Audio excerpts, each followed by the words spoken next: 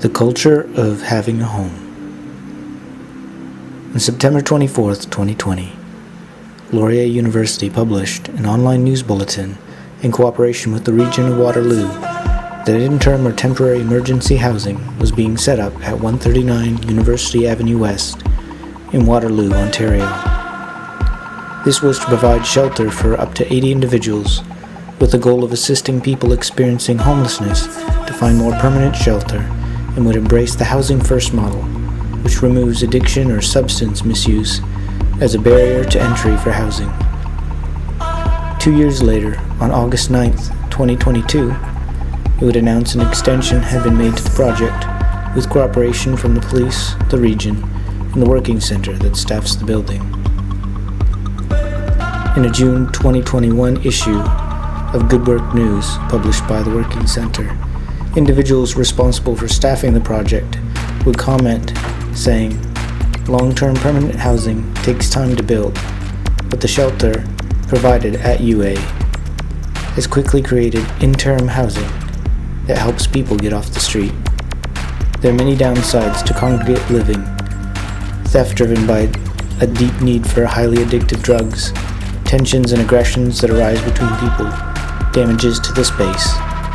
But we continue to negotiate these issues, a person at a time, and as a community." One of the reoccurring themes mentioned in the Working Center article revolved around the positive influence of pets in the building. It said, "At UA, residents no longer need to choose between sleeping inside or staying with their animals."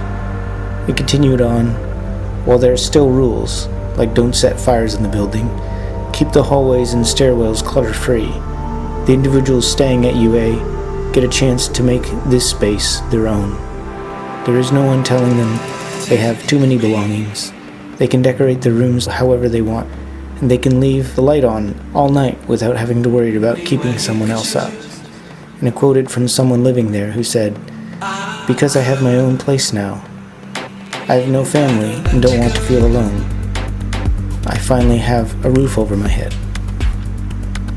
In my communication with the Working Center staff, I was asked to respect privacy and not approach the building with the camera. University students from both Laurier University and the University of Waterloo, both of which are in close proximity, continue to visit shops and, in this case, walk around in shorts, while the cold weather bears down in the hostile Canadian winter. The initial news article release stated potential sites and locations were evaluated based off of their cost, size, location, on-site amenities, modifications needed, and proximity to public transit. For food, the Working Center article states the kitchen is open inside the building 24 hours a day for people who live there to eat from.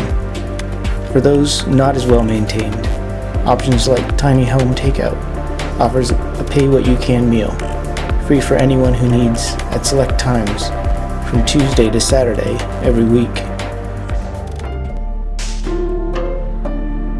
Just around the corner from the downtown core, in the neighboring Twin City Kitchener, an encampment remains beside one of the main roads across from the train station for the region.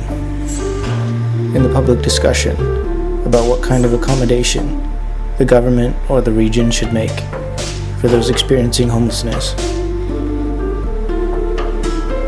one has to ask themselves, do we want people sitting in tents in the cold when they could be housed in a reasonable way?